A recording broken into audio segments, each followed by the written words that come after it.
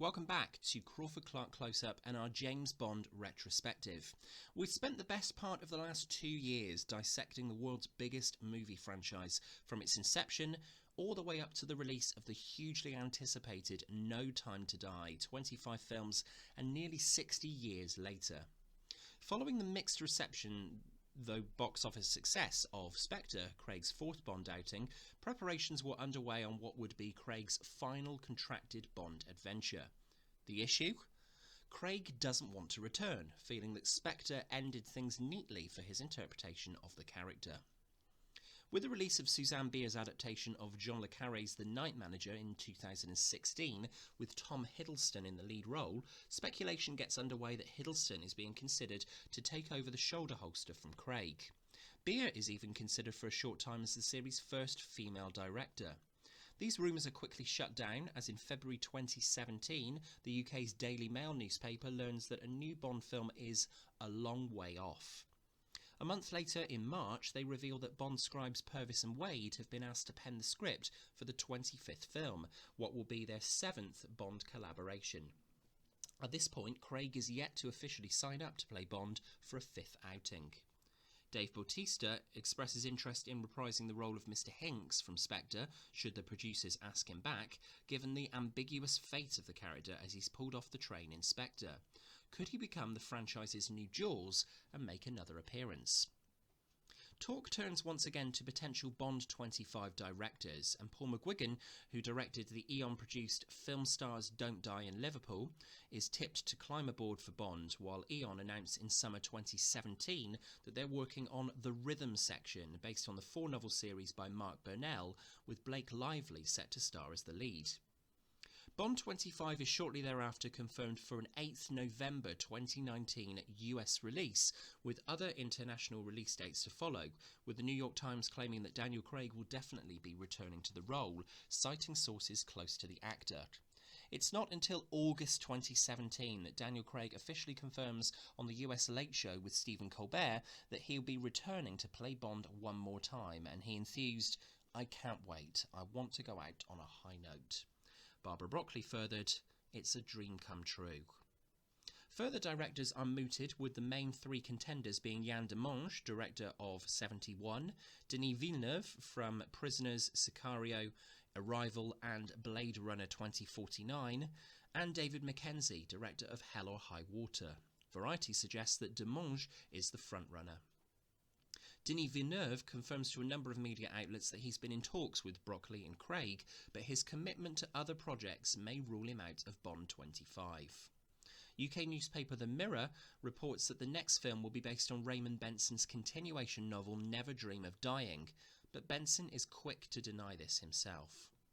In October 2017, Martin Campbell is reported as saying he'd only be interested in directing another Bond film if it were to introduce a new actor into the role.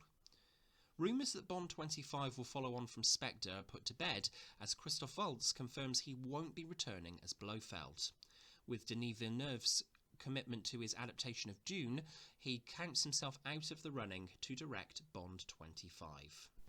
Despite Danny Boyle's insistence that the scale of a Bond film is not for him, Variety reports that he's high on MGM's list to direct the film and would become only the 2nd Oscar-winning director to helm a Bond movie. Deadline reports that Boyle is interested in Bond 25 and has enlisted the help of Trainspotting screenwriter John Hodge to come up with a spec script. The Bond producers will then need to decide whether to continue with Boyle and Hodge's script or to go with Purvis and Wade. In May 2018, Eon Productions announced that Danny Boyle would direct an original screenplay by John Hodge, with Craig in his 5th turn as Bond. Universal and Annapurna Pictures will distribute the film internationally and domestically, respectively, with MGM for a UK release on October 25th, 2019 and November 8th in North America. Production is set to commence on December 3rd at Pinewood. According to casting calls revealed by MI6HQ websites, Eon is looking for male and female Russian actors to play the antagonist and the leading Bond girl respectively. A ruthless and loyal henchman of Maori descent is also being sought after. Combat skills are required for both the Bond girl and henchman roles. In just one of many extraordinary turns for the Bond 25 production, Eon announced just 3 months later in August that Danny Boyle will no longer direct Bond 25 due to creative differences with the Bond producers and Craig. Creative differences that, at the time of writing, continue to remain undisclosed. To reassure, Variety reports that the producers are acting quickly to secure a replacement for Boyle. UK tabloid The Mirror also claims that John Hodge has departed the project as screenwriter. This time 3 years ago, September 2018, Beasts of No Nation and True Detective director Cary Joji Fukunaga was announced as Bond 25's new director.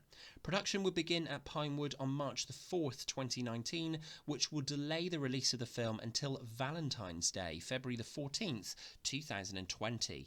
For Bond aficionados, this will make this the first Bond to get a spring release in a year that ends with a 0. Barbara Broccoli and Michael G. Wilson are quoted as delighted to be working with Cary. His versatility and innovation make him an excellent choice for our next James Bond adventure. Fukunaga was quick to display his enthusiasm for the series, claiming, "I've wanted to do one of these for a long time, so right now it's just kind of dealing with the shock that it's real, and the honour obviously, and now the responsibility." In a bid to bring the Daniel Craig Bond narrative arc full circle, Fukunaga explains that the story that began in Casino Royale will continue on into Bond 25. He also states that he's looking at Christoph Waltz and Ben Whishaw returning to the series if there's space for them in the story. La La Land and First Man photographer Linus Sandgren is confirmed in December 2018 to have joined Bond 25 as director of photography, and in early 2019 it's understood that Léa Seydoux will return as Madeleine Swan, in addition to Ray Fiennes, Ben Whishaw and Naomi Harris. Jamaica, a location not visited in the Bond world since Live and Let Die in 1973, is being tipped as a key location for the new film, as well as the mountainside city of Matera in southern Italy. MGM and Universal next announce another pushback for Bond 25, which will now release on April 8th, 2020.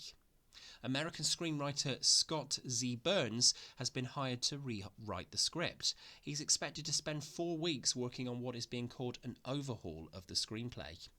Set construction of a cottage-esque building has begun near Lake Langvan in Nittedal, Norway, for what is presumed to be Bond 25. Reports detail a sequence in which a young girl kills an intruder and is chased by another onto a frozen lake. Fukunaga is reportedly eyeing Billy Magnussen to play a CIA operative who crosses paths with Bond. Meanwhile, casting is in full swing for 2 Bond girl characters, an MI6 agent and an accomplice akin to Olga Kurylenko's Camille, as well as the main villain. Lashana Lynch's name appears to be top of Eon's list, having just impressed in the MCU's Captain Marvel. Rami Malek is reported to be in final negotiations to play the main villain after the recent delay has allowed Universal to accommodate the schedules for his work on both Mr. Robot and Bond 25. Rumours also begin that popular artist Dua Lipa will be recording the theme song for the 25th film. In another bid to be the first to release the title for Bond 25, 007 Twitter tweets an image of Shatterhand with the handwritten words "It's Not" above, signed by Barbara Broccoli. In April 2019, it's announced that the cast and crew will be flown out to Jamaica later in the month for a press conference to launch the film. Fleabag and Killing Eve writer Phoebe Waller-Bridge has reportedly been brought on to strengthen the female characters and improve the humour in the script. Story rumours suggest a retired Bond will have to re-earn his 007 codename from a female agent. Bond 25 kicks off production in Jamaica after a rather shoddy televised and online simulcast direct from GoldenEye in Jamaica on April 25th, 2019. New cast members officially announced include Ana de Armas, who will later in the year star with Craig in Knives Out, Lashana Lynch, David Densick, Dali Bensala, Billy Magnussen and Rami Malek.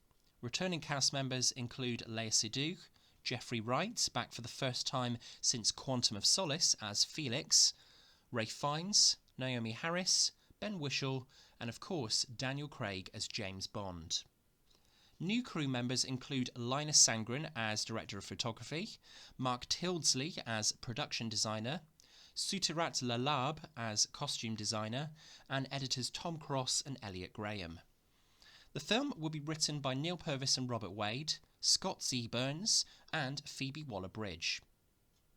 There will also be contributions from Keri Joji Fukunaga. Locations include Jamaica, Norway, London, Matera, and Pinewood. The official plot synopsis is released. Bond has left active service and is enjoying a tranquil life in Jamaica. His peace is short-lived when his old friend Felix Leiter from the CIA turns up asking for help. The mission, to rescue a kidnapped scientist, turns out to be far more treacherous than expected, leading Bond onto the trail of a mysterious villain armed with dangerous new technology. Rumours already surface that Rami Malek will be playing a rehash of the very first Bond villain, Dr. No. Christoph Waltz is now announced to be returning in Bond 25 as Blofeld, and in interviews to promote the film, Rami Malek and Daniel Craig state that this will be Craig's final appearance as Bond. We also learn that David Densick's character is named Valdo, and Lashana Lynch is Nomi. Cameras finally turn over on a film that most fans thought may never happen on Sunday the 28th of April 2019 in Jamaica. In June, Prince Charles pays a visit to Pinewood to catch filming of Bond 25 at MI6 and to question members of the cast and crew, and on the 25th of the month, the first on-set video montage from Jamaica appears on the James Bond 007 YouTube channel, teasing fans as to what to expect from the new film. A Reason to Die is suggested as a possible title for the film, but was later revealed by MI6 HQ website to be Eon's supposed title for Bond 25, right up to the last minute before the April press reveal in Jamaica, but was then pulled as they weren't happy with it. Rumours begin again in tabloids that Daniel Craig is pushing for Adele to sing the theme song after the success with Skyfall. In July 2019, IndieWire reports that Fukunaga collaborator from Beasts of No Nation, Dan Romer, is signed up to compose Bond 25, and Daniel Kleinman is confirmed as returning as title designer for the film. In August 2019, filming commences in Matera in Italy, and on the 20th, Eon unveiled the official title of the 25th Bond adventure, No Time to Die. The film will be released globally from April 3rd, 2020 in the UK, and in the US on April 8th, 2020. Ed Sheeran, Dua Lipa and Sting are all rumoured as the theme song artist. In October 2019, Craig is announced as the longest-running incumbent of the Bond character. He was announced as the new Bond 14 years earlier in October 2005. The Mirror reports that Fukunaga has shot 3 different endings for the film to maintain secrecy on set as to how Craig's final Bond movie will conclude. Barbara Broccoli reveals for Empire Film magazine that the new villain is called Safin and is a nasty piece of work for Bond. Dan Romer is also reported to have left No Time to Die as composer, if he was even attached to compose the film in the first place, as this was never officially confirmed by Eon. To coincide with Global James Bond Day on October 5th, 2019, the film's uninspiring teaser poster is unveiled. More exciting is the release of the first full trailer, appearing almost 5 years to the day after the press conference for Spectre's start of production. In December 2019, we get the names of 2 further characters. Dali Bensala will play Primo, and Billy Magnussen is Ash, working for the CIA alongside Felix. In January 2020, with 3 months to go until intended release, Eon announced that Hans Zimmer will score No Time to Die.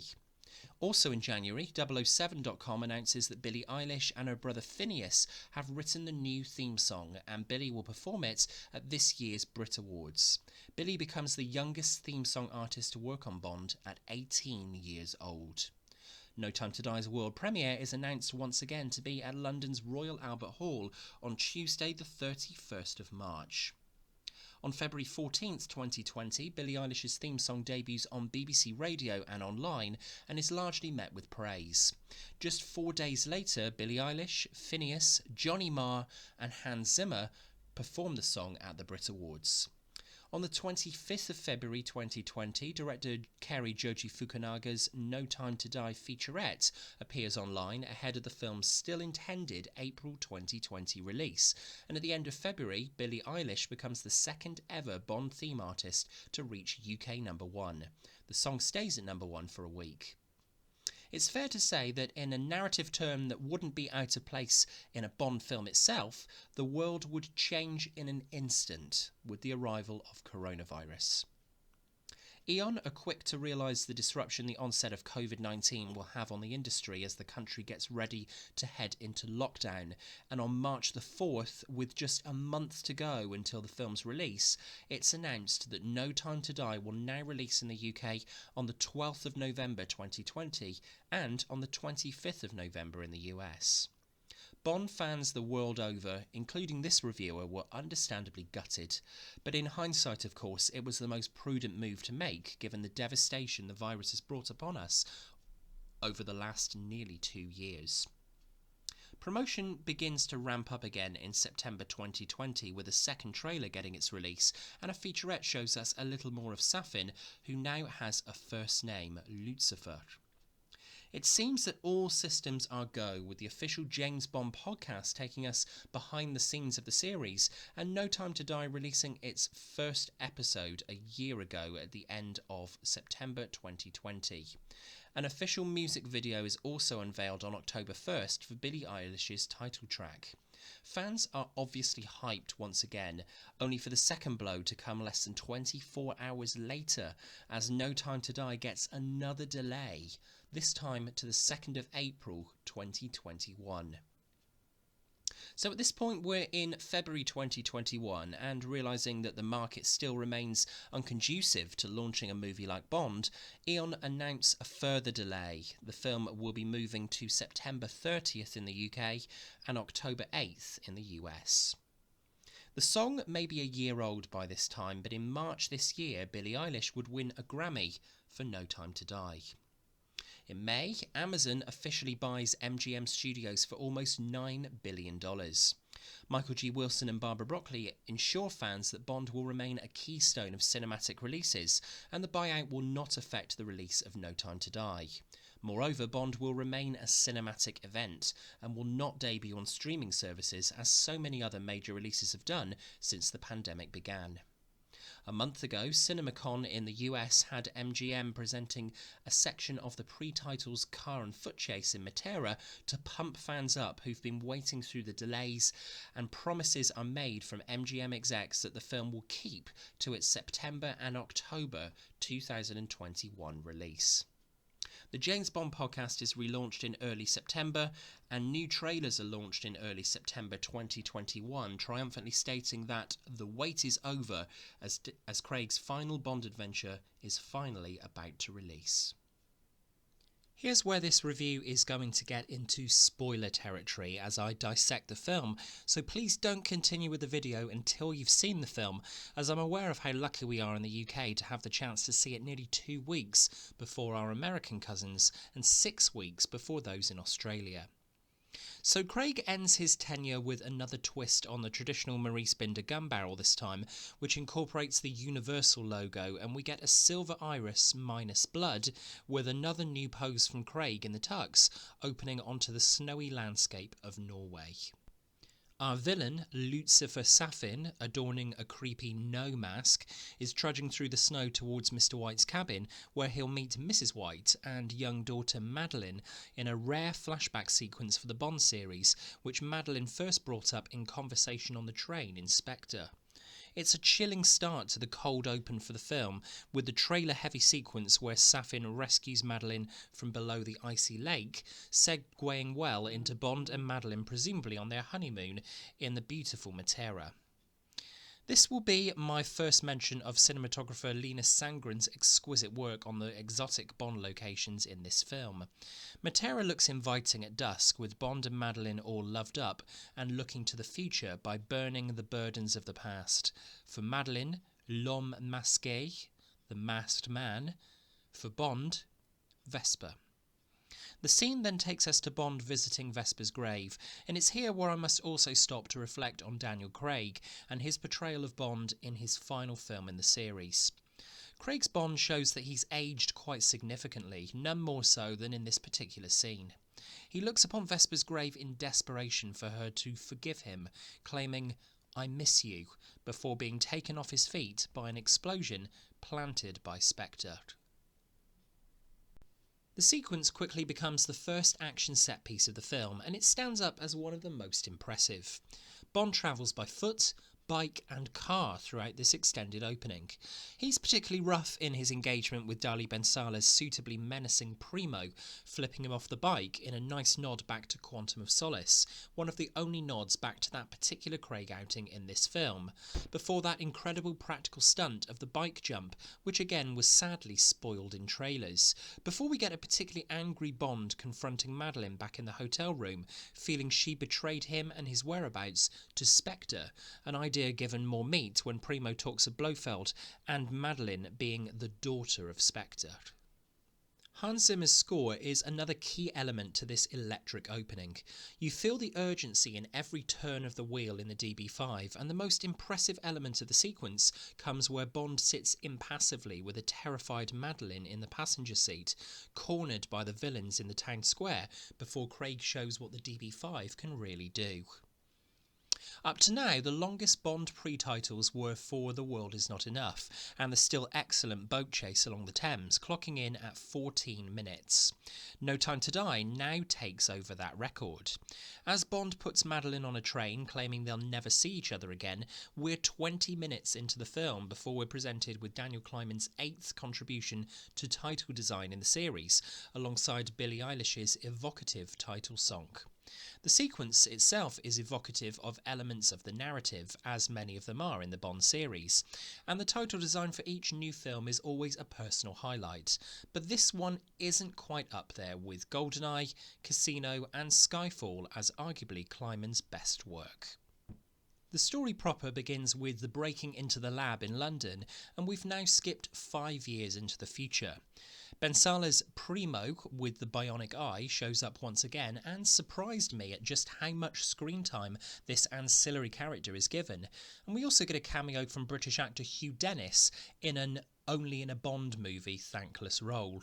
It's also in this scene where we're introduced to the MacGuffin of the film, the biological weapon that's being harvested by the film's villain Safin, which plays a significant role in the narrative as the film proceeds, as well as scientist Valdo Obrachev, played by David Densick. For this reviewer, he's the weakest new character in the film, played largely for laughs, and given a lot of crass dialogue and exposition to contend with. When the weapon is retrieved and the lab is detonated, we return to MI6. Time to talk about the MI6 regulars. M, Moneypenny, Q and Tanner are all on top of their game this time around. Wishaw has really blossomed in the role, and his comic timing is still excellent. We also get to see a little of Q's home life with his cat, in the largest role for the character since Desmond Llewellyn in Licence to Kill. Naomi Harris is given significantly less to do this time around as Moneypenny. Rory Kinnear gets more of a chance in the spotlight as Tanner, but it's Ray Fiennes who continues to impress as crusty superior M, who is far more implicated in the plot here and comes to blows with Craig's Bond when he pays a visit to MI6 and comes out of retirement when he understands just how high the stakes really are. There's also a welcome return for Jeffrey Wright for an all-too-brief last hurrah with Craig's Bond. The chemistry between he and Craig is evident all over the screen, which makes his last scene a genuine gut punch. You get the feeling that this Bond and Felix are the closest to the buddies from Fleming's pages over most Bond and Felix movie pairings. CIA operative Logan Ash is another new addition to the cast. The revelation of Billy Magnussen's Ash and his true allegiance comes a little too quickly for my liking and is staring you in the face from the moment he appears, but Magnussen plays him in a suitably smarmy manner, and his comeuppance in the second act at the hands of Bond is a lovely nod back to For Your Eyes Only. Lashana Lynch's Nomi is probably the film's most significant new face, and a welcome addition to the dynamics of this story, providing some conflict for Bond. The handling of her as a certain 00 agent may irk the purists, but I didn't really have an issue with it, particularly as the love-hate relationship between the two grows as we come to the third act, and Nomi recognises Bond's importance. Lynch is charismatic from the outset, with another lovely blink-and-you'll-miss-it nod to Live and Let Die's Rosie Carver when she removes a wig back at Bond's Jamaican home before revealing who she really is. You can tell that effort has gone into beefing up the one-liners and playful banter between the characters, largely at the insistence of co-producer Craig himself. Phoebe Waller-Bridge's contributions are felt throughout. Craig's Bond, who up to now has largely been all about action over words, is a great deal more loquacious fifth time around, and appears to be enjoying the more risque and cheeky dialogue he's given, almost like he knows it's his last time playing the role and he wants to experiment with his approach to the more flippant side of the character. For the most part it works, though some of the one-liners feel a little forced. It's important to realise that Craig, like only Connery before him, began work on No Time to Die knowing that this would definitely be his last outing in the tux, just like Connery did for Diamonds Are Forever. They're the only two actors that were aware of this in making their Bond swan songs. We know too well that the best Bond movies are travelogues, showing audiences exotic locales and tempting us with sumptuous cinematography, and No Time to Die is no exception. From Norway to Matera, to Jamaica, to Scotland, to Pinewood doubling for Cuba, the film is a real whistle-stop tour that you wish you could spend more time in each new environment. I would particularly have liked to spend more time with Bond retired and living a quiet life in Jamaica. That's not to say that the film feels rushed. It actually has a great pace and certainly doesn't feel like the longest Bond film to date. As this is quite a serious melodrama of a Bond movie, the Cuba sequence with Craig teaming up with Ana de Armas's CIA operative Paloma is another of the film's highlights. The two are dynamite on screen together, something we first realised in Knives Out, but here we get Bond back in the tux at a party, and the scene advances the plot as it involves the downfall of almost the entire Spectre fraternity. Whilst de Armas's Paloma is certainly the character most akin to the bit-part females of the Craig films, Solange, Fields, Séverine, Lucia, she is afforded some terrific action and she gets stuck in, both her character and, I think, the actress herself, revelling in the idea of being even a small part in a Bond movie. Plus, she looks absolutely stunning. Of course, the most prominent female character in No Time to Die is Léa Seydoux, returning as Madeleine Swann, and I'm happy to report that having not taken to her in the slightest in Spectre, she's far more expressive this time around, and you can buy more into the idea that Craig's Bond would want to settle down with her. She's beautiful, enigmatic, and she's reminiscent of both Vesper and Tracy. Perhaps this is why Zimmer weaves Majesty's Secret Service motifs throughout the score. Coupled with the chorus melody of Eilish's title track, music plays such a vital part in this final instalment of Craig's Bond. Though the heavy references back to Majesty's and the stunning We Have All the Time in the World make the story that much richer, it doesn't actually make sense to be included in Craig's Bond tenure, given we are certainly supposed to take Craig's run of films as its own separate arc, away from Dr. No to Die Another Day. All that being said, Zimmer's score is energetic, heavy on bass, and miraculous on impact, making it the best overall Bond score since David Arnold's efforts on Craig's debut Casino Royale. Though only seen briefly in the film, Christoph Waltz's return as Blofeld is written better than anything we were given in Spectre. Both he and Rami Malek's primary antagonist Safin are psychologically intimidating, getting under your skin, literally and figuratively. I was expecting a scene with Waltz and Malek sharing the screen. Alas, that wasn't to be, but both characters certainly have their merits. The demise of Blofeld is handled satisfactorily. It's Malik Safin who is shortchanged, getting barely enough screen time to play with the material.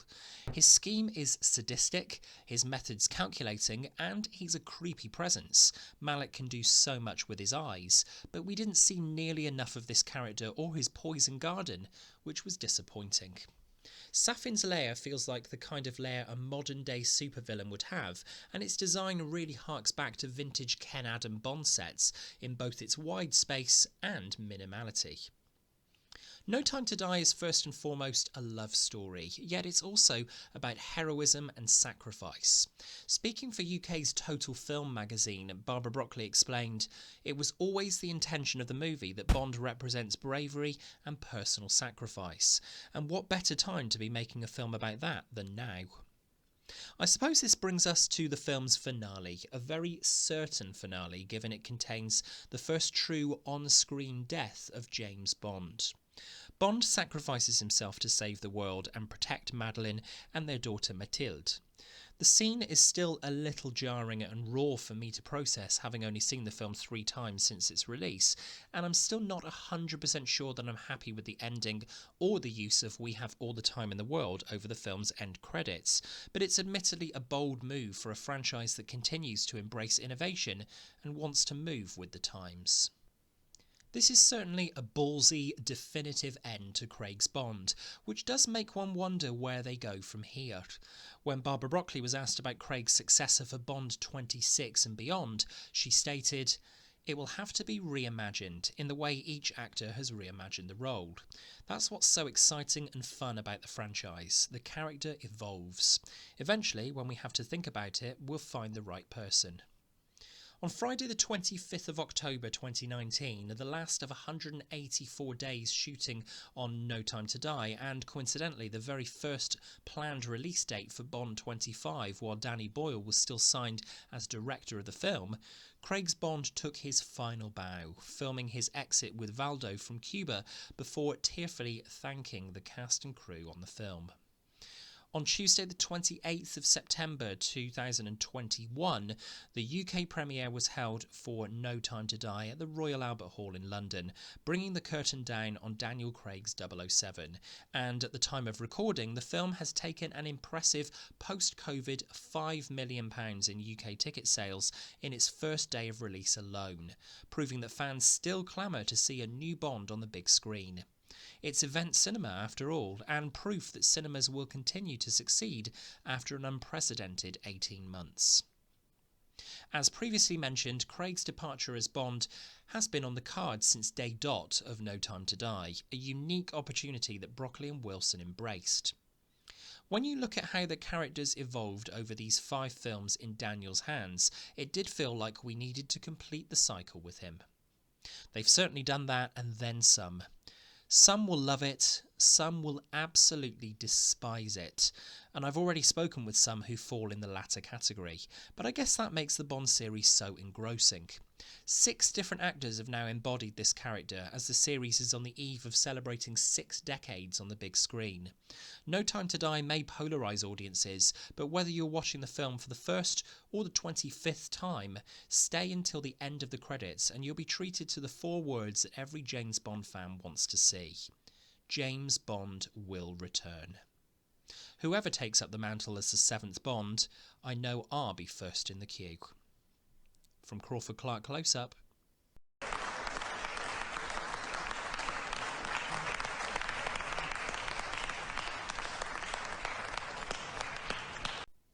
Now you've had the chance to finally see No Time to Die, what are your thoughts on Daniel Craig's final Bond adventure? Let us know your thoughts and opinions on the film in the comments below, and if you enjoyed this review, as always, please consider clicking subscribe at the top of the page. Come and find us on Facebook and follow us on Twitter.